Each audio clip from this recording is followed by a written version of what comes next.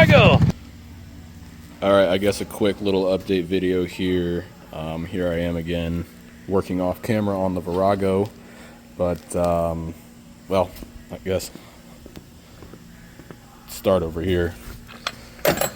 As mentioned in my last video, I was going to be removing the hardtail struts from the bike. They're not the worst ride. Obviously, I could have done it, but where I live, the streets are really bad. And I also never really liked this LED tail light that I had for the back of the bike. Not that it's LED, but I also just don't think the style matches the bike's kind of style, so did away with that. And I did add shocks to the back. These are Honda Rebel CM 250 or 500 shocks. I can't remember exactly. I just got them to fit on. Actually, you didn't have to modify them as much as I thought you had to. Inside of the rubber bushings and the collars down here, there's a collar that I didn't think was going to slide out so easy, but you're literally able to just push it out by hand. And I was able to put the stock Virago end caps back on too. And I mean, they're a 10.8 inch shock, so it does sit about a ½ inch higher than the hardtails, but I think with my weight on the bike, it'll come down a lot more. But I'm not unhappy with the stance of the bike, and I may end up leaving them chrome since the engine kind of matches the black and chrome, I guess. But since I put shocks back on the bike, I deleted my little custom welded wrench to my springs, my seat springs. That was on the bottom of the seat, and then I hacked off both studs so that it sits flat. And I also went as far as removing this front bracket. There used to be a 90-degree bend right here, and it would push the front of the seat to sit higher. So I flattened that out to where the seat now sits a whole lot flatter, so more flush. Now, the whole reason I kind of brought the camera out was because I thought this idea was pretty trick for some other people that may be trying to do this as well. To hide these wires down here, I made this little plate here, which I want to still paint kind of like matte black or something, but my idea here is to just drill a couple of holes and just run a couple black zip ties around the frame. All this is a license plate. All I did was measure, just eyeball it, and then I trimmed it with my tin snips and took it over the grinder, just smoothed out the edges and put this bend in it, and actually sits in there really nicely. And once it's black and the seat is on, you won't see this back portion. That's why I didn't extend it, but you could very well easily add another plate back here and do the same thing and extend it if you wanted to. For me, I'm not going to need to because it only shows that portion of the wires anyway. So, but I'll include this on the next portion of updates for the Virago. So this is the finished product of the shocks for the Virago. Like I said, you didn't have to modify them barely at all, and they kind of just went right on. So those actually did end up working out really good. And I welded up a little piece of metal off of the bottom of the shock down here to mount my new license plate bracket and tail light, which I like the style of that tail light way more than the other one. But I took it all for a ride, and the bike is riding great. But I noticed that my rear exhaust pipe is super loose, and I'm looking up at the flange, and the flange doesn't move when you do that. So I'm thinking all them backfires may have cracked one of the welds. So before that gets any worse, I'm gonna pop that off really quick and unwrap it, see if we need to re-weld a crack, and get it back ready for the road, because we can't be having an exhaust pipe flying off while we're riding. The seat I like a lot better, it being flush back here, and this little custom plate that I made too to hide all the wires looks a lot better. But I think I'm still gonna change the seat once again. I want something with a little bit more padding, and there's something about the seat and the rear fender I don't love. It's not the worst, but it can be better. So that's next on the list.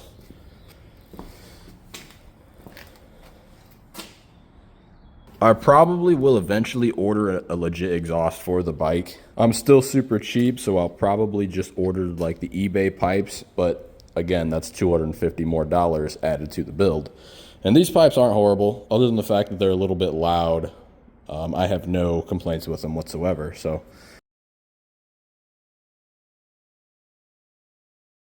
I found this 6-inch flat fender at a local motorcycle swap meet in my area. There was an old guy selling it. He said he had it in his garage for around 30 years, and I gave him a $20 bill and walked away with it. Then when I finally got home with it, I set it on the rear tire of the Virago, and I really was liking the style, so I guess I'm deciding to try to weld a rear fender now on the Virago and get rid of that shorty one. Since this bike does have a swing arm in the back, the challenging part was going to be making my own supports to support the rear fender above the tire. I wanted it to be as close to the tire as possible without actually coming in contact with it, so I had this piece of steel here that I welded to a couple of washers on the bottom, and then those were going to end up being tacked to the sides of the fender. That way the tire and fender move up and down with each other, and they'll never actually come in contact with one another. After welding these side supports up, I realized that they weren't going to be enough, so I improvised a third mount that was going to be welded to the front of the swing arm. And like I said, hours of grinding and sanding went into making this work. And finally, I was able to start getting an idea of where they were going to mount and tack onto the fender. All right, just to get a quick clip, because this whole video is going to be pretty much slideshow. I've got the rear fender mocked up basically how I want it. It's just being held up with a couple rags. And I'm going to go ahead and cut off the old bracket for the plate that's welded to my shock down here, because that is where these guys are going to mount to. And hopefully find a spot to weld it up here. And then this spot, or this little rod I have made up, it's going to go in the front and weld down here onto this part of the swing arm, and then come up here and weld a nut to the fender and make a third mount. And it's kind of hard to get an idea right now because it's not black, but definitely going to be different. All right, this is where we're at now. I cut the bracket off for the plate, and I have the two rods here that I welded. I don't know exactly how I'm going to place them yet, but in theory they're just going to mount like that right at the bottom of each shock for the support. And I'm just going to try to get this as even possible and then throw a tack on it. Then we'll worry about the front mount afterwards. Then the whole thing will be getting off, or then the whole thing will come off, get sanded down, and have to get worked over for paint.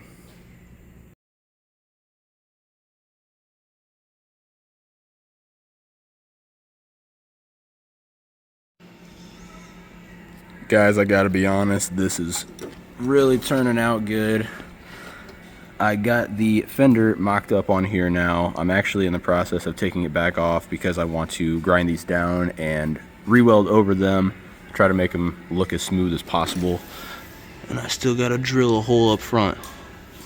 Then I gotta drill a couple holes for the taillight back here and the license plate itself.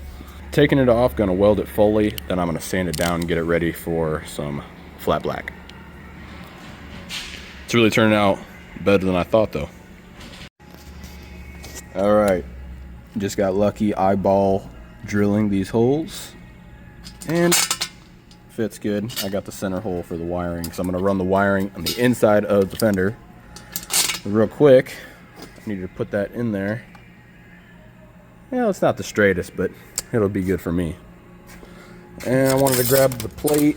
Obviously, if I was gonna use the stock license plate holes, it wouldn't work, so I drilled these two holes in here. And I don't care, you guys can get my plate number. There's nothing to steal from me anyway, so. Need to make 2 marks and then drill 2 more holes so I can mount it right there. And I'm probably just going to use a couple riv nuts because I have a riv nut gun and a bunch of collars that I haven't even used. So let's knock that out.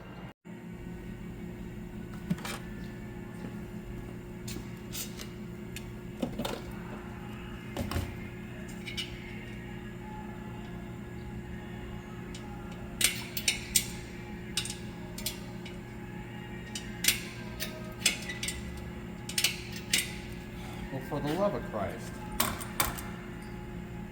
These piece of shits.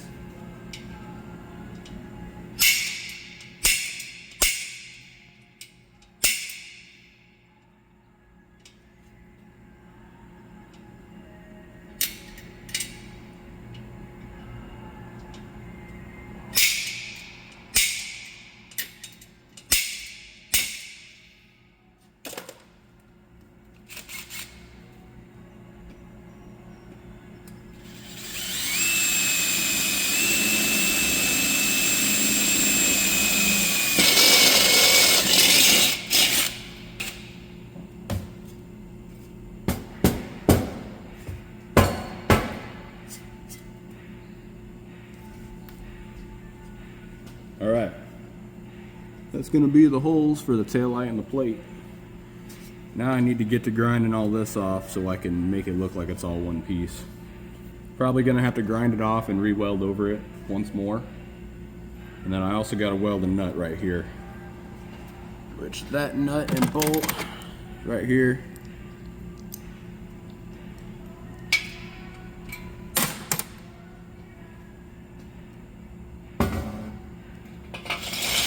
After several sanding discs, grinding, cutting, drilling, I think I have the rear fender to where I want it. I tried my best to smooth down where I welded them to. It ain't perfect, but got as much rust off as I could. Guess I could keep going a little bit more, but I think this would be just fine. Ended up just welding that nut down here at the bottom. So that'll be all well and good. So I'm gonna shoot it with some black. I only have like a third can anyways, so hopefully it's enough to at least cover this, and then I'll go buy another can for tomorrow. But yeah, I'm gonna brake clean this off and start shooting it.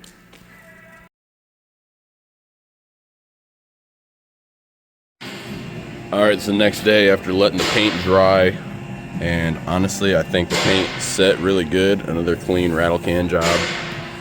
But I've got my holes drilled and everything, so the bike just need to mount the rear fender and then put the taillight in and run the wiring, and then she's good. So, trying to spare no time here. Alright, as previously mentioned, I did do a couple riv nuts in the back here for the plate, and now the taillight should just mount right on top. And then my license plate lights, I'm hoping that it'll still have some reflection on the plate. But yeah, I'm gonna mount this on there, and then I need to extend the wiring, then it can go on the bike. All right, this is where we're at. I wanted to make this clip because once this is mounted, you will not see underneath this fender ever again unless it's off. I wanted to obviously run my wires for the tail light underneath the fender because running them on top would be gay. But I used this aluminum foil tape. Hopefully that's going to be enough. Some of these pieces have some silicone on it too, and these are the ends of the screws that I just cut off because they came out to about here. Just trying to eliminate everything that may touch the tire, but other than that, it's pretty much ready to throw on. This ends up being the front little nut that I welded here, and that is going to be our third location for a mount. It's gonna go into that hole right there, which is the same material as the rest. It's pretty flimsy. I'm hoping this thing is structural enough to just not be like rattling around, because if it does, I'm gonna obviously have to change it. But no, I'm gonna go ahead and do the process of throwing it on now, which is kind of a pain because since these shocks are from a Honda, they don't exactly line up. But I'm gonna throw it on, hopefully for the last time here, plug the taillight in, and step back and get a look. So So I'm down here tightening up that third mount bolt, and this is kind of the part of planning that I'm always talking about. Like, a lot of planning went into getting this fender to work on here, and this is pretty much the only way I could think of having it still mount to the swing arm in the front. And it's kind of a nightmare to get the bolt in here, but that's the price you pay to do something custom to your bike, I guess. I don't know. Just wanted to make a quick clip of that. Not sure if I'll throw it in the video or not, but... Alright guys, I got the fender mounted and all the bolt holes lined up, and it's still actually sitting on there pretty straight. I haven't had to make any real adjustments yet, and everything looks to be in order. I got the wiring coming through here, and then just goes to my seat, or goes to the original taillight wiring, which I have that all working. So there's the tail, brake light, and the license plate lights and LED. One thing that absolutely kills me, try not to flame me too much in the comments, this tail light is completely to the left by a good at least centimeter. Luckily, probably wouldn't be too hard to just slot the holes a little bit so that I can move this to the right, but that's one complaint that I have. And then another complaint that I've just now found is it's sturdy, but because the fender's so heavy and there's only 3 mounting locations, it has a little bit of jiggle to it, and I'm sure it's going to over some bumps. But I'm not really sure what I want to do for that yet. I don't really want to sacrifice cutting the back off because I like the fact that it sits low. I think maybe at some point I may come back in here, grind off some metal, and weld a second support that comes out, so maybe it supports this backside. But everything worked out good. The front mounting hole, mounting bracket or whatever that I made, you know, it's obviously a backyard built job, but I think it turned out great. And I actually bought this fender from some old guy at a swap meet, so it's definitely a different look. I haven't seen any Viragos with this style of rear fender whatsoever, especially because it's a swing arm bike, and normally the fender mounts to the frame up here in those holes. So now that it's custom mounted to the swing arm, it's how it's able to sit so low. It kind of makes the bike look lowered now, even though it hasn't actually physically gotten any lower from doing this. But if you're a Virago owner, or you know of it, the stock fender just comes up super high, and there's a giant wheel gap, and it's horrendous to look at. So I don't know, guys. I really like the look of it. I'm glad it turned out the way it did. And that's probably going to wrap it up for this video. Drop a comment if you like the fender, and leave me a comment if you think I should have done something differently. And I don't know, I'll take any sort of advice. So, but anyways, thanks for watching, guys, and more to come on the Virago soon. Slowly but surely, we're always getting it closer to what we want.